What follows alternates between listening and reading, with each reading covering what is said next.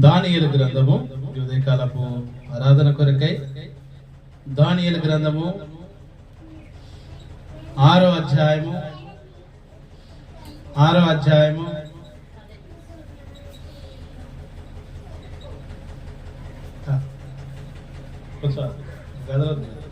కదలకుండా కూర్చోవాలి.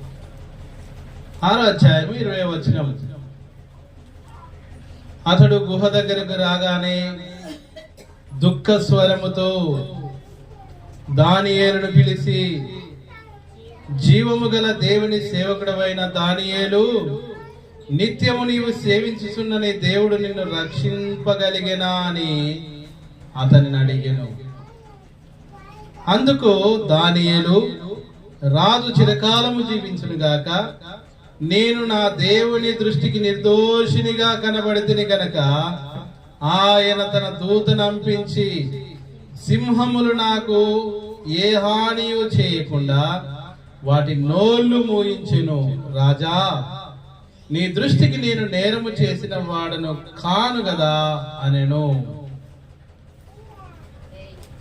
రాజు ఇందును గూర్చి అతి సంతోషభరితుడై దానియేలును గుహలో నుండి పైకి తీయుడని ఆజ్ఞ ఇయ్యగా బండ్రౌతులు దానియేలును బయటికి తీసిరి. అతడు తన దేవుని యందు భయభక్తులు గలవాడైనందున అతనికి ఏ హానియు కలగలేదు. ప్రార్థన చేసుకుందాం. ప్రార్థన చేసుకుందాం. దయగల తండ్రి, చదవబడిన మాటలు బట్టి వందనాలు, అవును తీసుకొచ్చిన మాటలు బట్టి స్తోత్రాలు. ప్రభువా, ఆరాధన కొరకైన తలంపులు బాగా మాకు దయచేస్తున్నామని ప్రార్థన చేస్తున్నాం. దయల మా తండ్రి, మీ సన్నిధి మాకు తోడుగుంచి మాతో మాట్లాడమని మీ యొక్క కృప మాకు అనుగ్రహిస్తున్నామని ప్రార్థన చేస్తూ యేసు నామములో ప్రార్థిస్తున్నాం తండ్రి, ఆమేన్.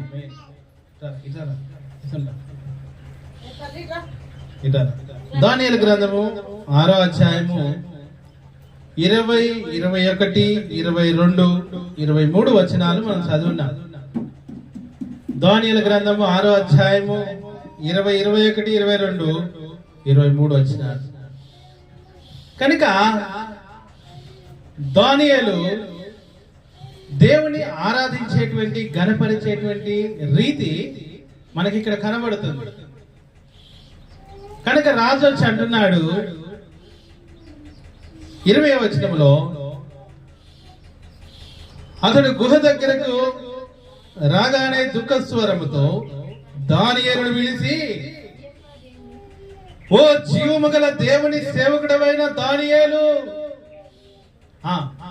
ఏంటట, నిత్యము నీవు సేవించుచున్న నీ దేవుడు నిన్ను రక్షింపగలిగిన అతని అని దానియేలును అడుగుతున్నాడు రాజు. కాబట్టి దానియేలు ఎలాంటి వాడట అంటే, నిత్యము దేవుని సేవించేటువంటి వాడు. ఎలాంటి వాడు? నిత్యము దేవుని సేవించేవాడు, నిత్యం సేవించేవాడు. సేవించుట అనగా ఆయన యొక్క సన్నిధిలో ఆయనను గణపరచుట. సేవించుట అనగా ఆయనను పూజించుట. సేవించుట అనగా ఆయన యందు భయభక్తులు కలిగి దేవుని ఆరాధించుట. అందుకే రాజు అంటున్నాడు, ఓ దానియేలు, నిత్యము నీవు సేవించుతున్నటువంటి నీ దేవుడు నిన్ను రక్షించగలిగిన అంటున్నాడు. ఎక్కడి నుంచి రక్షించగలిగినాడు? సింహాల గుహలో నుండి. ఎక్కడున్నాడు దానియేలు? సింహాల గుహలో పడవేయబడ్డాడు దానియేలు. కాబట్టి పెద్ద సింహాల గుహ ఉంది. అందులో ఒక నేరం మోపి దానియేలును సింహాల గుహలో వేశారు, ఒక రాజాజ్ఞ తీసుకొచ్చి. కనుక అందులో వేయబడిన తర్వాత, కాబట్టి ఏ మానవుడైనా ఇంకా బతికుంటాడా? ఎవడైనా బతికుంటాడా? ఆ గుహ నిండా సింహాలు ఉన్నాయి. అందులో దానియేలు పడవేయబడ్డాడు.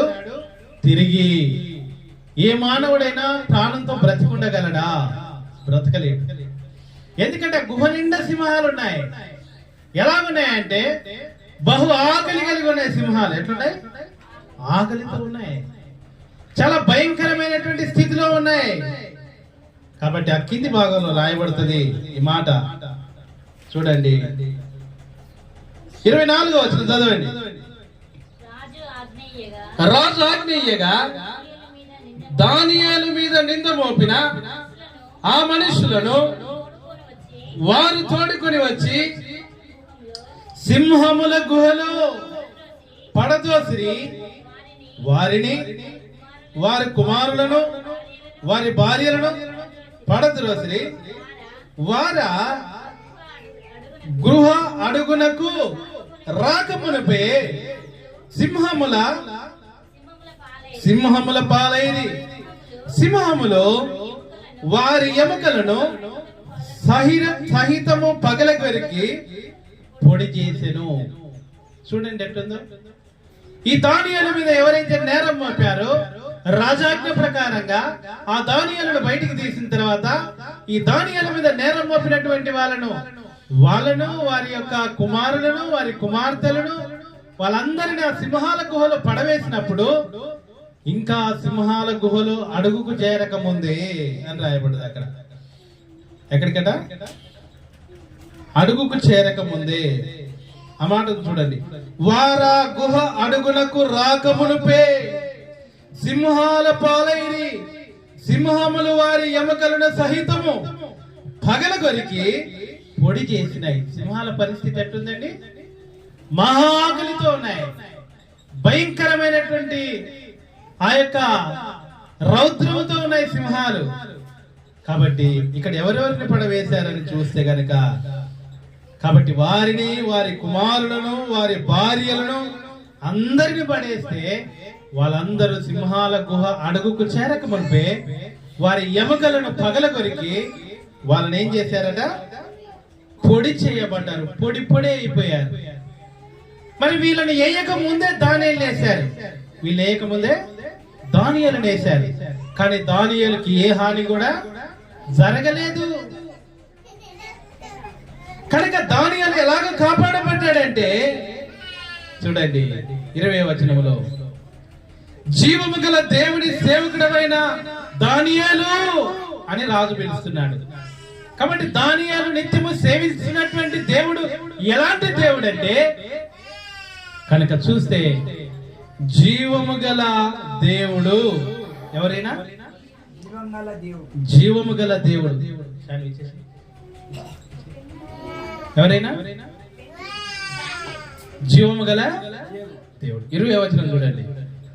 జీవము గల దేవుని సేవకుడు అయిన దానియేలు. కనుక దానియేలు నమ్ముకున్నటువంటి, నిత్యము సేవించేటువంటి ఈ దేవుడు జీవము కలిగినటువంటి దేవుడు, సజీవుడైనటువంటి దేవుడు, సర్వ యుగాలలో సజీవుడు, యుగ యుగాలు సజీవుడు.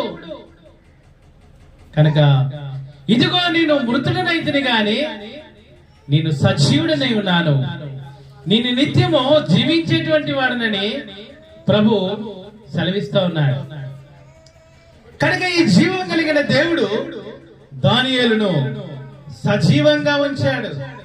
దాన్ని బట్టి దానియేలు దేవుణ్ణి సింహాల గుహలో సహితము నిత్యము ఆయనను సేవిస్తున్నాడు, నిత్యము ఆయనను పూజిస్తున్నాడు, నిత్యము ఆయనను ఆరాధిస్తున్నాడు, నిత్యము ఆయనను ఘనపరుస్తున్నాడు, నిత్యము ఆయనను కీర్తిస్తూ ఆయన పాదాల చెంత ఆయనను ఆరాధిస్తున్నాడు దానియేలు.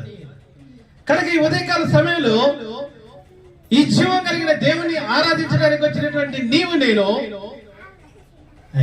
గ్రహించవలసినటువంటి విషయం ఏదైనా ఉందంటే, మనము ఆరాధించడానికి వచ్చినటువంటి ఈ దేవుడు ఈయన జీవము కలిగినటువంటి దేవుడు, ఈయన సజీవుడైనటువంటి దేవుడు, ఈయన నిత్యము పూజింపబడేటువంటి దేవుడు, ఈయన యుగ యుగాలు తరతరాలు నిత్యము పొగడబడి కీర్తించబడేటువంటి దేవుడు. ఈయన సామాన్యుడు కాదు, ఈయన సామాన్యుడు కాదు, ఈయన పూజార్హుడు.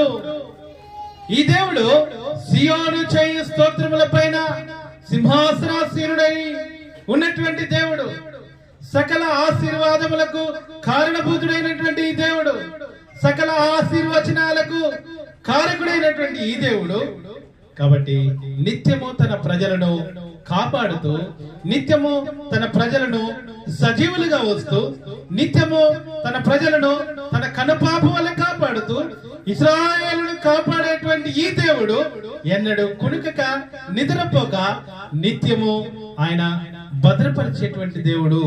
తన ప్రజలైనటువంటి వారికి ఆపద సంభవించినప్పుడు, ప్రణాపాయకరమైన పరిస్థితులు సంభవించినప్పుడు తన దూత నంపించి వారిని భద్రపరిచేటువంటి దేవుడు. అందుకని దానియేలు అంటాడు, తన దూత నంపించి సింహముల వలన నాకు ఏ హానియు కలగకుండా ఆయన నన్ను కాపాడి ఉన్నాడు, భద్రపరిచున్నాడు. కనుక దానియేలు ఏం చేస్తున్నాడంటే నిత్యము సేవిస్తున్నాడు. ఏదో ఒక రోజు, ఒక పూట, ఒక గడియ, ఒక గంట, లేదంటే ఆదివారం వచ్చినప్పుడే, లేకుంటే నెలకొకసారి, సంవత్సరానికి ఒకసారి ఆనాడు మన పితరులు కనుక ఏటికి 3 మార్లు అనగా సంవత్సరానికి 3 సార్లు ఆరాధించినట్టుగా ఆరాధించడం లేదు దానియేలు. ఏం రాయబడిందంటే నిత్యము నీవు సేవించుతున్నటువంటి నీ దేవుడు నిన్ను సింహముల నోళ్ళలో నుండి, సింహముల యొద్ద నుండి నిన్ను కాపాడగలిగినా అంటాడు రాజు.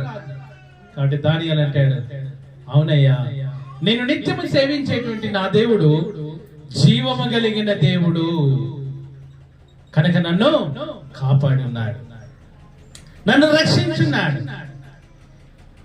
ఎందు నుంచి రక్షణ అంటే సింహాల నుంచి రక్షణ.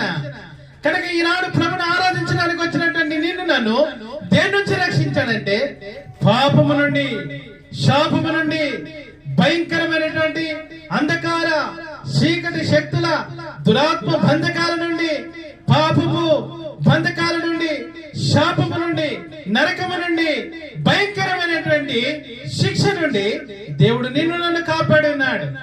అందుకే ఈయనకు జీవము కలిగిన దేవుడు అనేటువంటి పేరు. యేసు అనగా రక్షకుడు, క్రీస్తు అనగా అభిషక్తుడు. కనుక అభిషేకింపబడి పంపబడినటువంటి వాడు, పైనుండి వచ్చినటువంటి ఈ రక్షకుడైనటువంటి యేసు క్రీస్తు ప్రభు నిన్ను నన్ను నా జన్మ కర్మ పాపాల నుండి నిన్ను నన్ను విడిపించి రక్షించినాడు. ఈయన రక్షించుటకు సమర్థుడు. ఈయన నిన్ను నన్ను కాపాడడానికి సమర్థుడైనటువంటి దేవుడు, సరిపోయినటువంటి దేవుడు, నా రక్షణకు చాలినటువంటి దేవుడు. ఇలాంటి గొప్ప దేవుడు నా జీవితంలో నిన్ను నన్ను రక్షించడానికి వచ్చినటువంటి ఈ దేవుడు నిన్ను నన్ను భయంకరమైనటువంటి శిక్ష నుండి నిన్ను నన్ను తప్పించి రక్షించినాడు. ఆనాడు దానియేలును సింహాల నోళ్ళ నుండి తప్పించినటువంటి ఆ దేవుడు తన కుమారుని పంపించి నిన్ను నన్ను పాపం అనేటువంటి భయంకరమైనటువంటి శిక్ష నుండి, పాపం నుండి, భయంకరమైన శాపము నుంచి, కనుక భయంకరమైనటువంటి నరకాగ్ని గుండము నుండి నిన్ను నన్ను రక్షకుడైనటువంటి యేసుక్రీస్తు ప్రభుల వారు నిన్ను నన్ను ఆయన రక్షించున్నాడు, తప్పించున్నాడు, కాపాడున్నాడు. కాబట్టి అంటే శిక్షకు లోను కాకుండా నిన్ను నన్ను ఆయన భద్రపరిచున్నాడు. తన దూతను నంపించి నిత్యము మనల్ని భద్రపరుస్తున్నాడు. కలిగిన సజీవుడైన దేవుడు, ఆత్మస్వరూపి అయినటువంటి దేవుడు. కనుక సకల ఆశీర్వచనములకు కారణభూతుడైనటువంటి ఈ రక్షకుడు నీకు నాకు ఆయన దేవుడుగా ఉన్నాడు. కనుక ఈయన పేరేమన్నాడంటే జీవము గల దేవుడు. ఎవరైనా జీవము గల దేవుడు. ఈ జీవము గల దేవుడు నీలో నాలో జీవాన్ని నింపడం కొరకై, జీవాన్ని నిత్యము పదిలిపరిచి ఉంచడం కొరకై నిన్ను నన్ను మరణము నుంచి తప్పించి జీవములోనికి దాటించున్నాడు. ఆ జీవము నీ లోపల నా లోపల నేటి వరకు పదిలంగా భద్రంగా నీలో నాలో జీవం ఉంచినాడు. అందుకని అంటాడు, జీవము గల సంగము దేవునిది సంగము, జీవము గల సంగము దేవునిది సంగము. సంఘములో ఎవరున్నారంటే దేవుని బిడ్డలు ఉన్నారు. ఇది జీవము కలిగినటువంటి సంఘము. ఇందులో జీవం కలిగినటువంటి దేవుని పిల్లలు ఉన్నారు. క్రీస్తు యేసు చేత రక్షించబడినటువంటి వారు ఉన్నారు ఈ సంఘములో. కనుక ఈ సంఘములో చచ్చిపోయిన వాళ్ళు లేరు, క్రీస్తు యేసులో బ్రతికున్న వారు ఉన్నారు. మన పాపముల చేత, మన శాపముల చేత మనము సచ్చి పడి ఉన్నప్పుడు క్రీస్తు మనల్ని, ఆయన తండ్రి అయినటువంటి దేవుడు క్రీస్తు కూడా మనల్ని బ్రతికించున్నాడు. క్రీస్తు కూడా బ్రతికించున్నాడు. కాబట్టి సజీవులమై బ్రతికున్నటువంటి నీవు నేను నిత్యము దానియేలు ఎలాగైతే దేవుని సేవిస్తూ ఆరాధిస్తున్నాడు, అలాగున మనం కూడా బ్రతుకున్నంత కాలము, మన గ్రోత్తులో ఊపిరినంత కాలము, ఈ భూమి మీద సజీవులుగా ఉన్నంత కాలము దానియేలు వలె మనము నిత్యము దేవుని కాబట్టి సేవించవలసినటువంటి వారు, పూజించవలసినటువంటి వారు, ఆరాధించవలసినటువంటి వారు, కీర్తించవలసినటువంటి వారు, ఆయనను ఘనపరచవలసినటువంటి వారంగా ఉన్నారు. కనుక ఈ జీవం కలిగినటువంటి దేవుణ్ణి ఉదయకాల సమయంలో ఆత్మతో సత్యముతో మనము తండ్రిని ఆరాధించవలసినటువంటి వారంగా ఉంటున్నాం. కనుక కొన్ని మాటల చేత